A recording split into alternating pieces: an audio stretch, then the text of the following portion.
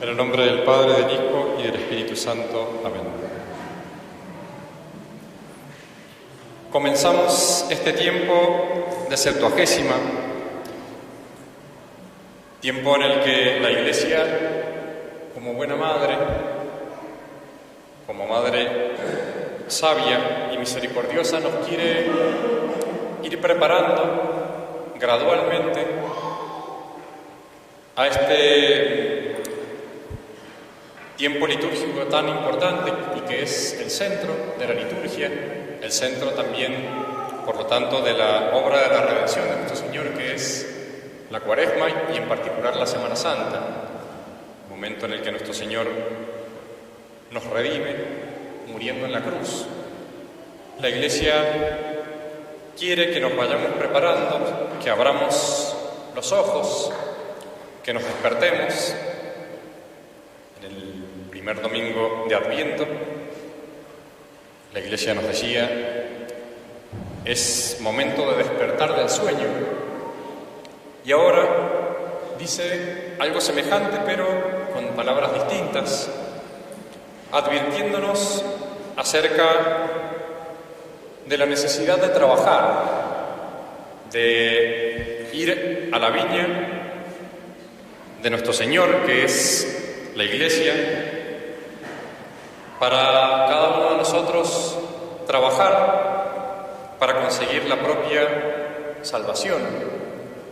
Y también la Iglesia nos muestra de qué manera debemos trabajar, teniendo en cuenta una realidad que el mundo de hoy va despreciando cada vez más, de la que se va olvidando, que es la realidad del pecado, la realidad de nuestra miseria y por lo tanto las consecuencias del pecado original y de nuestros pecados personales que nos arrastran justamente hacia un camino tan contrario al camino de nuestra salvación, y por lo tanto es necesario que trabajemos, que nos esforcemos, que luchemos para poder llegar al fin de la jornada y que el dueño de la viña nos dé el salario correspondiente. Fíjense que en el Evangelio de hoy nuestro Señor nos muestra que no tenemos que estar ociosos. Dice en una parte de la parábola de hoy, ¿por qué estáis todo el día ociosos? Podemos pertenecer a la viña de nuestro Señor, a la Iglesia, y sin embargo, por nuestra ociosidad, por nuestra falta de generosidad, por la tibieza, no trabajar, no preparar nuestros corazones para el momento en que nuestro Señor nos quiere dar el salario, y de eso nos quiere advertir hoy la Iglesia.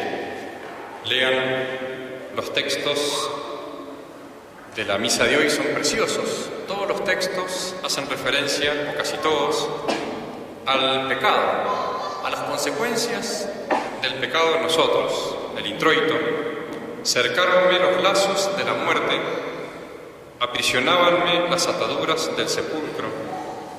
En mi angustia invoqué al Señor y Él oyó mi voz desde su templo santo.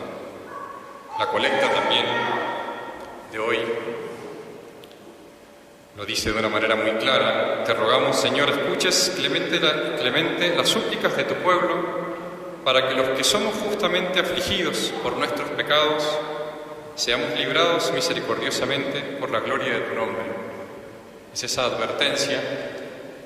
Repito que el mundo de hoy quiere olvidar, como si el hombre fuera bueno, la advertencia acerca del pecado. Los sacerdotes empezamos a leer a partir de hoy, en el breviario, empezamos a rezar justamente la narración en el libro de Génesis del pecado de Adán y Eva, de ese pecado original del cual se siguieron tantas funestas consecuencias para los hombres. Todo el edificio de las potencias de nuestra alma y del cuerpo estaban perfectamente ordenados antes del pecado de Adán y Eva.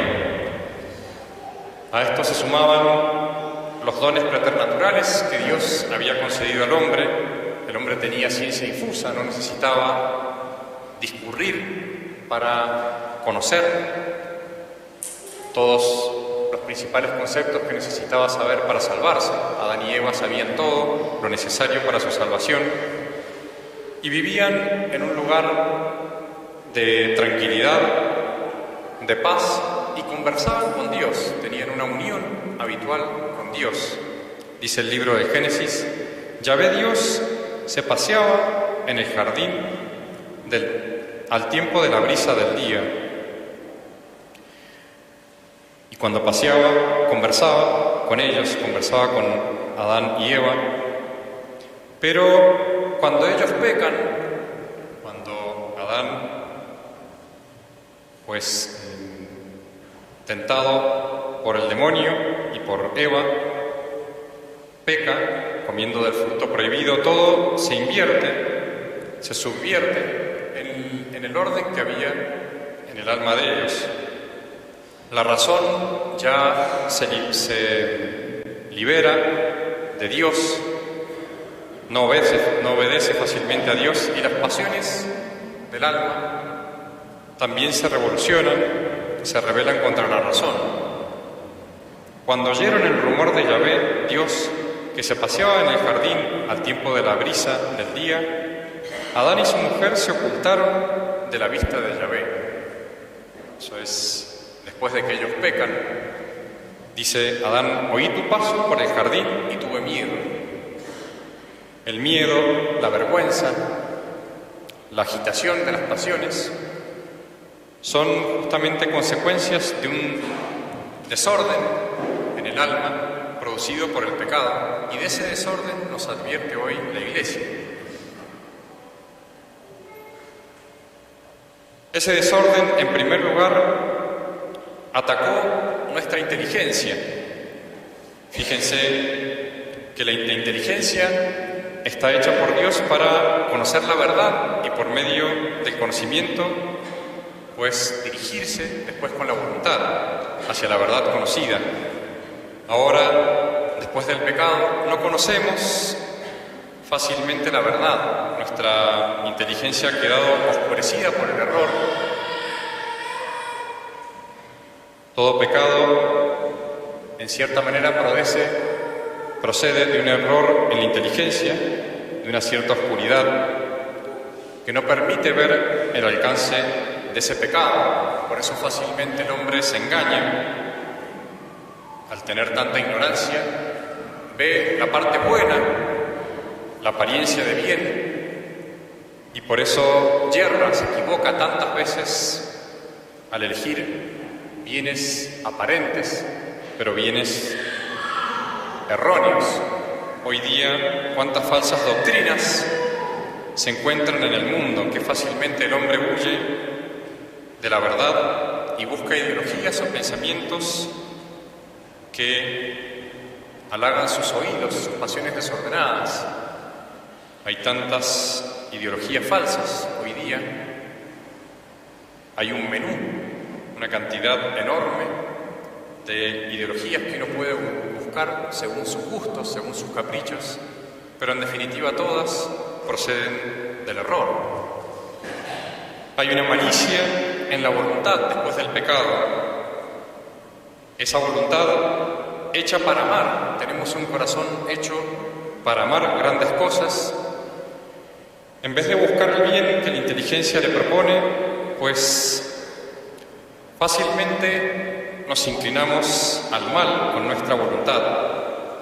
Por eso decir que el hombre es bueno por naturaleza, como quiere enseñar el mundo de hoy, es negar justamente la evidencia y la existencia del pecado. Todo pecado es la elección de un mal antes que el bien. Es elegir cualquier criatura como fin de nuestro amor, con preferencia a Dios. Es poner en segundo lugar a Dios por debajo de cualquier criatura. Otra gran herida es la concupiscencia en nuestras pasiones. Esas pasiones, esos movimientos sensibles de nuestro corazón que facilitan la consecución del bien, el tener el deseo del bien, el tener la fortaleza para buscarlo, el tener la pasión en nuestra alma para que eso nos ayude a buscar con mayor fuerza lo que sabemos que es bueno, pues nos lleva muchas veces a buscar placeres desordenados, placeres contra los que nos advierte de una manera tan clara San Juan, especialmente en su Evangelio: la concupiscencia de la carne, la búsqueda desordenada de los placeres de nuestra carne, la concupiscencia de los ojos, la búsqueda de los bienes materiales y la soberbia de la vida, ese deseo de ser honrado, de tener un buen nombre delante de los demás, el deseo de la ambición, del poder sobre los hombres, en contra de esa virtud de la humildad tan necesaria en el hombre para dejar que Dios obre en su corazón. Y como última consecuencia, la debilidad, la falta de fuerza del hombre para buscar ese bien arduo, ese bien que exige un combate, ese combate que nos advierte la misa de hoy, pues el hombre es débil, es pusilánime, es tibio para lanzarse en la búsqueda de los bienes difíciles de alcanzar. Por eso San Pablo advierte en la epístola de hoy justamente la necesidad de correr, de competir, así como competían los antiguos atletas para alcanzar el premio. Corred de manera que lo ganéis. Y después dice: el que lucha en la arena se impone 1000 privaciones. Hace falta luchar para alcanzar el cielo. Es tan importante tener la conciencia de la gravedad y de la existencia del pecado. Es la primera manera, pues, de saber nosotros de dónde partimos, desde qué lugar tenemos que comenzar a trabajar. Es la primera raíz de la humildad, reconocer en nosotros con sencillez, con simplicidad ante Dios, las miserias de las que estamos revestidos, las malas inclinaciones. Si fuéramos más conscientes de esas inclinaciones hacia el pecado, de lo débiles que somos para buscar la virtud, pues más medios pondríamos para evitar las tentaciones, para evitar las ocasiones próximas de pecado y resguardarnos de esa manera bajo la acción de la gracia. De la existencia del pecado se sigue la necesidad de la penitencia y la mortificación, que son elementos esenciales de la vida del cristiano y de este tiempo que empezamos a recorrer. Nuestro Señor nos invita a trabajar. Hay un consejo en la vida de San Juan Bosco.